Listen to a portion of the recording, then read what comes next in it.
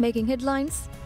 President assures that the government will secure the most appropriate solution to address public concerns regarding the down payment for the 4,000 housing units developed in Hulumale Phase 2 by FDC under the Gedorveria scheme. President announces that those who previously received one-bedroom apartments under a government housing scheme can now apply for other housing schemes. And the Speaker of National Assembly of Pakistan, Sardar Ayaz Sadiq, arrives in the Maldives on a 3-day official visit at the invitation of Speaker of Parliament Abdur Rahim Abdullah.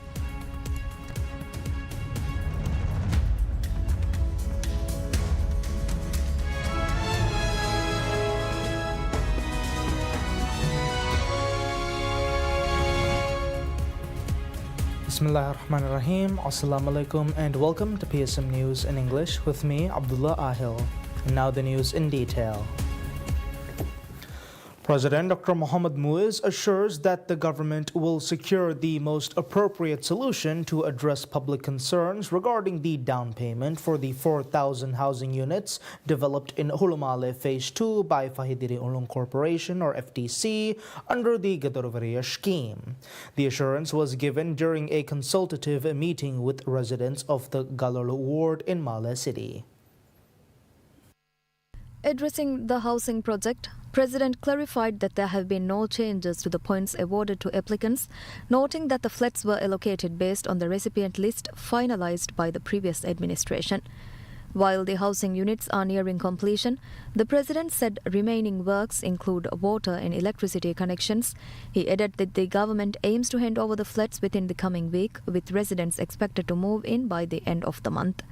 Responding to concerns over affordability, President Muizu said the government will implement the most feasible solution, including arrangements to ease the burden of $1,621 down payment and monthly rental payments. At present, deposits of $973 and $1,621 are required for 2-bedroom and 3-bedroom apartments, respectively. The government has also decided to introduce significant rental subsidies for tenants who make regular payments. Under the scheme, monthly rent will be reduced to $454 for 2-bedroom apartments and $584 for 3-bedroom apartments for eligible tenants. Reiterating that resolving the housing crisis remains a top priority, the President noted that no previous government had allocated housing specifically for individuals whose mothers passed away before inheriting property from their parents. As pledged, he said a special housing category will be introduced to support such individuals. President Dr. Mohammad Muiz announces that those who previously received one-bedroom apartments under a government housing scheme can now apply for other housing schemes. In a community meeting with residents of Galolo ward of Male City, the President said the current regulations restrict one-bedroom recipients from applying for other housing schemes. While this is a concern for many, the government has now decided to amend the policy such that they can apply for 3-bedroom flats. He states the change was brought in line with the people's wishes. He also explained shortlisted applicants can give up their current apartments for a 3-bedroom flat. Many families face challenges due to increased household size and the difficulty of living in one-bedroom apartments. While housing remains a major problem throughout the country, the government is implementing several projects to address the issue across the country.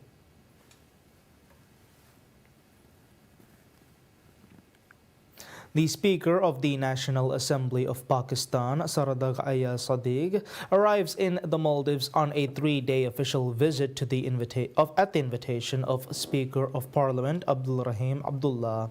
Sardar Ayaz Sadiq was received at Velana International Airport by Speaker Abdur Rahim Abdullah, marking the latest high-level parliamentary exchange between the two countries. During the visit, the Pakistani Speaker is scheduled to meet Vice President Hussein Mohammad Latif, Speaker of Parliament Abdur Rahim Abdullah, and members of the Maldives-Pakistan Parliamentary Friendship Group. His program also includes visits to the National Museum and Salman Mosque. The visit follows Speaker Abdur Rahim Abdullah's official visit to Pakistan last month, during which he attended the Inter-Parliamentary Speakers Conference. The Maldives government condemns a decision by Israel's cabinet to approve the construction of 19 new settlements in the occupied West Bank. In a statement issued by the Ministry of Foreign Affairs, the Maldivian government reiterated that all Israeli settlements in the occupied Palestinian territory are illegal under international law and a serious breach of United Nations Security Council Resolution 2334. The statement also stated that this move could further undermine efforts to achieve a lasting peace, increase tensions on the ground, and threaten the viability of a two-state solution based on the pre-1967 borders with East Jerusalem as the capital of a future Palestinian state. The Maldives also called on the international community to uphold its legal and moral responsibilities, urging stronger action to ensure accountability and hold Israel accountable for gross human rights violations and its blatant disregard for the long-standing status quo governing one of the holiest sites of the Islamic Ummah. The Maldives reaffirmed its unwavering support for the legitimate rights of the Palestinian people, including their right to self-determination, and its firm commitment to the establishment of an independent and sovereign state of Palestine.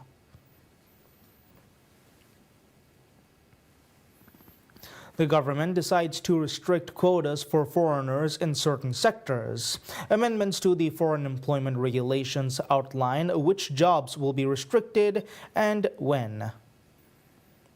Restrictions that will be applied 2 years after the regulations come into effect include prohibitions on employing foreigners as hairdressers, beauticians, babysitters, personal trainers, electricians, guest relation officers, tour guides, accountants, and imams.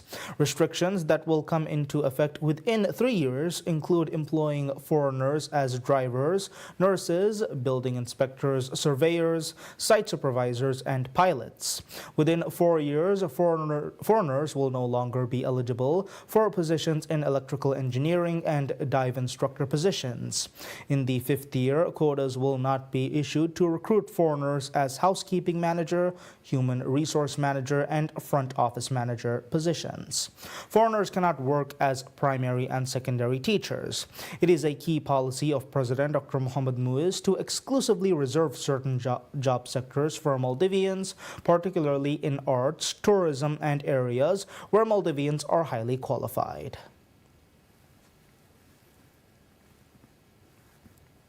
The Ministry of Economic Development and Trade orders the closure of 37 businesses as part of an intensified nationwide crackdown on illegal expatriate-run enterprises, reaffirming the government's commitment to tackling unauthorized commercial activity. The enforcement campaign is being carried out by the National Task Force on Combating Illegal Expatriate Operations and Businesses, comprising officials from the Economic and Homeland Security Efforts, the Maldives Police Service, and immigration authorities. According to the ministry, enforcement activity has increased significantly in recent weeks.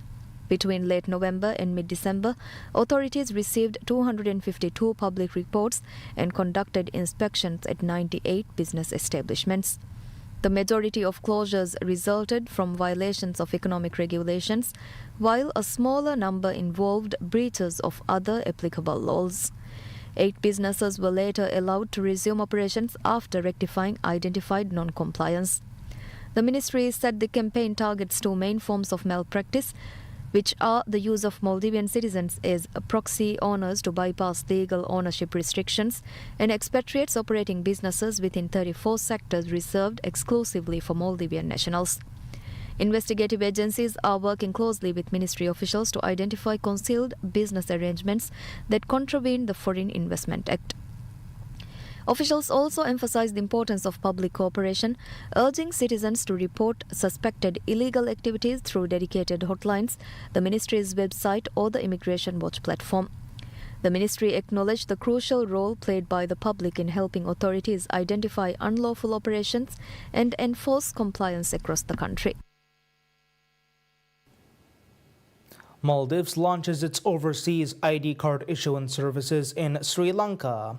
From November 2024, ID card issuance is being expanded to more locations as part of government's decentralization efforts.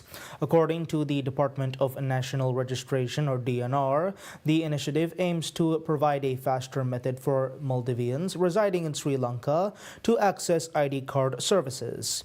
As per DNR, the Maldivian High Commission in Sri Lanka will facilitate the ID card issuance. While the Maldivian government is striving to make ID card services available in countries commonly frequented by Maldivians, this is the second country outside of the Maldives where Maldivian ID cards would be issued. Under this initiative, Malaysia was the first overseas country in which ID card services were inaugurated in April of this year. The government is also currently working on extending this service to Maldivian residents in the United Kingdom or UK. The government has achieved full coverage of this service throughout all the atolls in the nation this year, 3 months ahead of the expected deadline for the project. The administration of President Dr. Mohamed Muiz aims to facilitate easier access to essential services for residents living in islands, cutting costs and the time spent traveling to Male to access these services. This directive is a top priority of the government.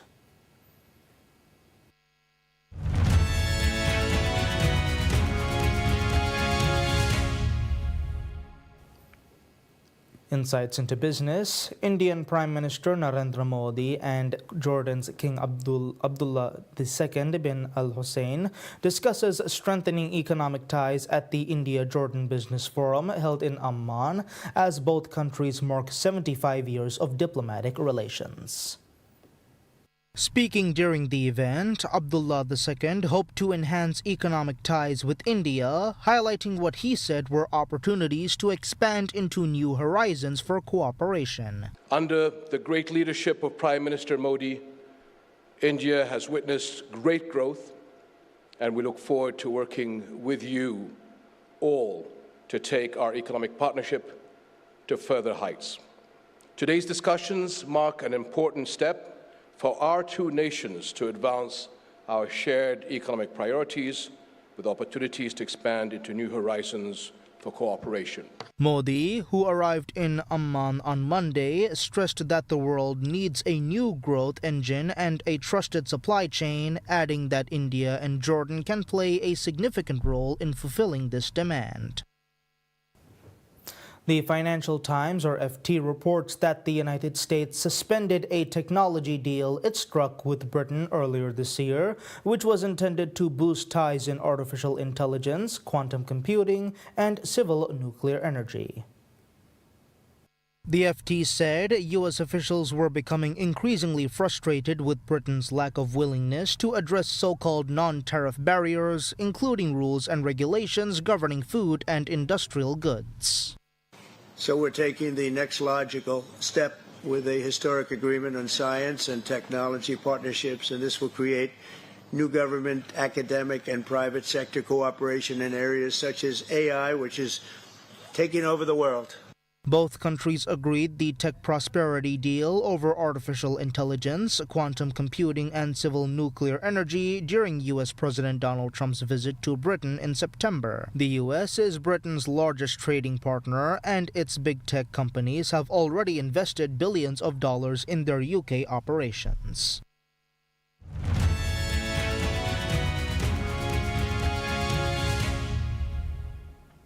Taking a look at world events, leaders including Ukraine's Volodymyr Zelensky arrives in The Hague to launch an international claims commission to compensate Kiev for hundreds of billions of dollars in damage from Russian attacks and alleged war crimes. Dozens of senior figures from Europe and beyond were attending a one-day conference co-hosted by the Netherlands and the 46-Nation Council of Europe, the continent's largest rights group. The gathering coincided with a U.S.-orchestrated diplomatic push to end the war in Ukraine that was triggered by Russia's full-scale invasion in February 2022. Dutch Foreign Minister David Van Wiel confirmed that the commission would be headquartered in the Netherlands and stressed the importance of reparations for Ukrainian victims. As you know, we have today a very important day for accountability, for reparations for Ukraine. We are establishing this morning the Claims Commission. This is a very important step after the register of damage created by the Council of Europe, after the summit of the head of state and head of government in Reykjavik 23. Now we have a very strong situation with more than 86,000 damages registered in the register, and we need to make the next step to make sure that it will be accountability and reparations for damages in the context of the war in Ukraine. Details on how any damages awarded by the Commission would be paid still need to be worked out, but early discussions included using Russian assets frozen by the EU supplemented by member contributions. The 2-year-old Register of Damage, which will become part of the Claims Commission, has received more than 80,000 claims submitted by individuals, organizations, and public bodies in Ukraine under a wide range of categories. Russian officials were not immediately reachable to comment on the commission. The Kremlin denies accusations of war crimes by Russian forces in Ukraine. It has also described the EU's proposal to use immobilized Russian assets to finance Ukraine's defense and budget needs as illegal and threatened retaliation. Venezuelan President Nicolas Maduro raises concerns about the International Criminal Court, or ICC, during a televised broadcast alleging that U.S. forces attacked a Venezuelan oil vessel, leaving its crew missing. Tensions are high between the U.S. and Venezuelan governments amid a large-scale U.S. military buildup in the southern Caribbean. U.S. strikes on alleged drug trafficking boats and comments from U.S. President Donald Trump that land operations may begin soon in Venezuela. Last week, the U.S. Coast Guard seized a very large crude carrier, VLCC, carrying some 1.85 million barrels of Venezuelan heavy oil sold by PDVSA, something Venezuelan authorities have deemed a case of piracy. Maduro further highlighted support from Iran, stating that he had received assurances of solidarity from Iranian officials, including Ayatollah Ali Khamenei, during a conversation with Iranian President Masoud Pezeshkian. During the broadcast, Maduro also directed criticism at Venezuelan opposition leader Maria Corina Machado, accusing her of defamatory remarks about the country's population. Referring to her purported statement that 60% of Venezuelans are involved in drug trafficking, Maduro called the claim very serious, labeling Machado as hateful and reckless.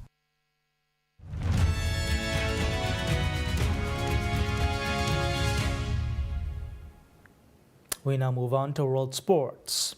Hosts Morocco kickstarts the Africa Cup of Nations contest against the Comoros in Rabat, fielding stars like Paris Saint-Germain's Achraf Hakimi and Fenerbahce's Youssef En-Nesyri. Morocco, the 1976 winners, are joined by Mali, Zambia, and Comoros in Group A. Mali, the 1972 runners-up, bring a strong squad led by Tottenham Hotspur's Vs Busuma, while 2012 champions Zambia and underdogs Comoros are hoping to cause an upset. In Group B, 7-time champions Egypt are placed alongside Angola, South Africa, and Zimbabwe. Egypt, who have qualified a record 26 times, will rely on Liverpool's Mohamed Salah and Manchester City's Omar Marmoush as they open their campaign against Zimbabwe in Agadir. Angola last reached the quarterfinals in 2010, while 1996 winners South Africa, led by Burnley's Lyle Foster, will aim to challenge the Pharaohs. Zimbabwe will, however, aim to advance past the group stage for the first time. The 3-time champions Nigeria headline Group C alongside Tunisia,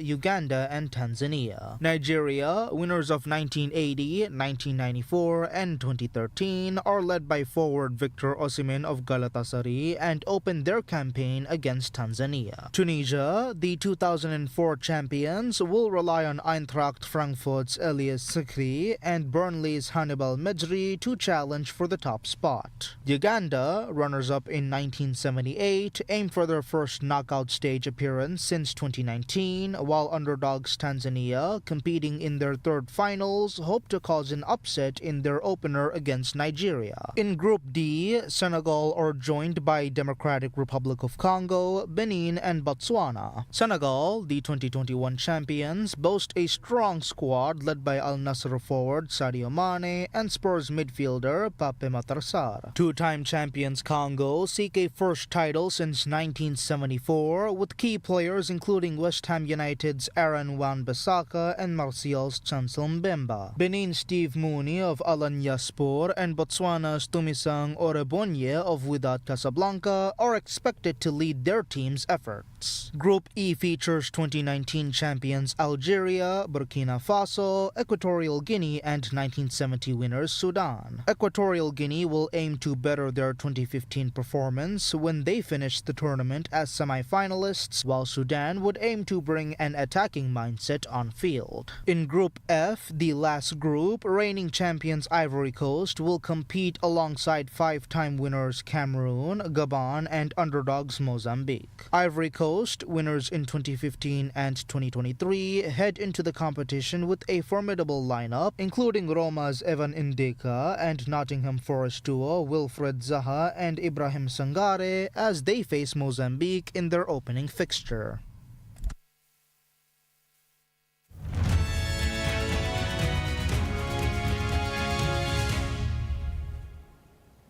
Concluding with light news, Time magazine names the architects of artificial intelligence, or AI, its Person of the Year, citing their ability to deliver the age of thinking machines with transformative technology. The 2025 Person of the Year issue features a cover story that explores how AI changed the world over the year in new and sometimes frightening ways. It includes interviews with NVIDIA chief executive Jensen Huang, whose chips are powering the AI boom, and AI investors such as SoftBank CEO Masayoshi Son. It also explores such troubling aspects of AI as the death of a 16-year-old Californian who committed suicide, after which his parents sued ChatGPT maker OpenAI, blaming the company for their son's death because of conversations he had with the chatbot. Speaking to Reuters, AI researcher Fabian Stefani from the University of Oxford commended Time's decision to laud the developers' involvement in AI's evolution, but said the human aspect should go even further. AI is not a person. AI wouldn't exist without people. But I still advocate for including more humans into this than just those, big tech names or big names from the machine learning industry. It's easy for us, particularly if we deal with the technology like artificial intelligence, that seems very human to us, that seems almost autonomous to us. It is not. It needs a lot of work to build this technology. Time is among many media outlets partnering with AI firms to license content and develop new tools. In June 2024, it signed a multi-year content deal with OpenAI that gave the ChatGPT maker access to its archived news content. In response to user queries, the chatbot cites and links back to the source on Time.com. Stephanie cautioned that we are still at the early stages of AI, with concerns among the public over the direction it is headed. Time magazine named then-President-elect Donald Trump Person of the Year in 2024 as well as in 2016. Past winners have also included pop star Taylor Swift, Ukrainian President Volodymyr Zelensky, and Tesla. And that's all the news we have for today. We'll be back with any further updates. Until then, I'm Abdullah Ahil from PSM News.